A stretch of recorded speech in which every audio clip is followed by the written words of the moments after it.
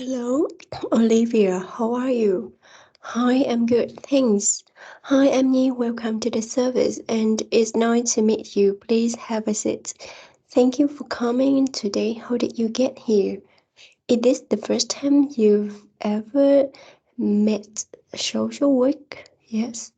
I'm glad that you've made a great effort to come in today. Thanks for coming. Today we will hear some of your stories and we will work through a little bit of a process.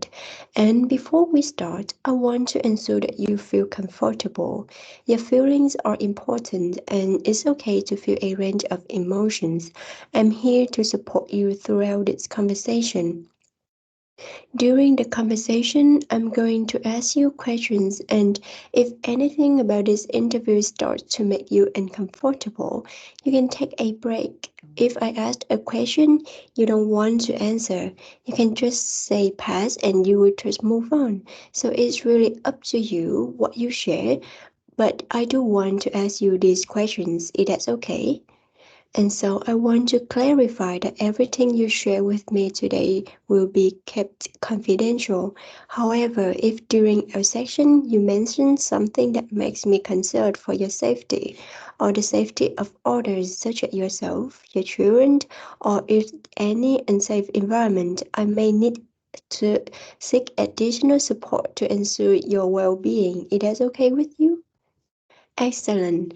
Let's just start what brought you here today. Is it important for us to understand your personal background and current situation? Family domestic violence is unfortunately a reality for many women and it's important to address it. Are you comfortable with me when I'm asking you some questions about your experience in that regard? Thank you for being open to discuss this, Olivia. I want you to know that I'm here to support you every step of the way. Your willingness to share your experience is a courageous step, and it will help us to understand how best to assist you. Take your time and feel free to share as much as little as you feel comfortable with. Okay, how long have you been married?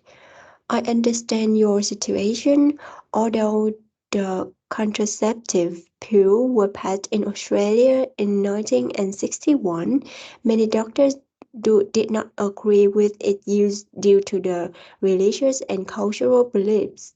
Many single mothers have to force to give up their children for adoption. And in the 1972, our government made contraception more accessible. And as a women, we have greater control over deciding when and if we want to have a children.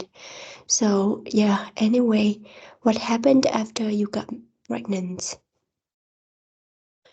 It's good that your parents are well with you now and can help you take care of your lovely child when you are busy.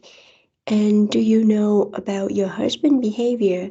Is it the first time you've been violent in your family or that happened before? I'm so sorry to hear that, Olivia. No one deserves to be treated that way. His behavior is unacceptable. Besides your mother, did you tell that to your close friend or have you reported these incidents to the police? Why do you want to escape from him but are afraid to let him go? I'm so sorry to hear that, Olivia. It's not fair that you are going through this. Have you thought about what you want to do next? Okay, that's a significant amount of time. As you mentioned earlier, you have one child, so you must be quite busy. I see, and who's looking after your child today while you're here? Excellent, and where's your husband today? Oh, I completely understand. It seems like you're at a point in your marriage when you're feeling unsafe and you're also concerned about your future, your career, and your daughter. It's a challenging situation to be in. So, which job do you want to engage in? Excellent. I have a good news for you. A few years ago, our government officially proclaimed the removal of marriage bar would no longer observe employment, forcing women to resign once they get married in the Commonwealth Public Service. And now, as I recently updated, jobs in healthcare and service industry are growing. At the end of the 1970s, at the first time ever, we have more than half of women had jobs outside of the home, and they were able to find employment quickly. You will be surprised. There are organizations and services, especially for women in situations like yours.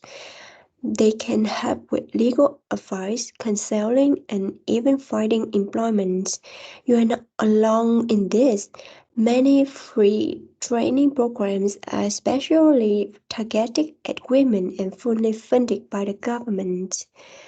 That a valid concern. Childcare be a barrier for many women in your situation.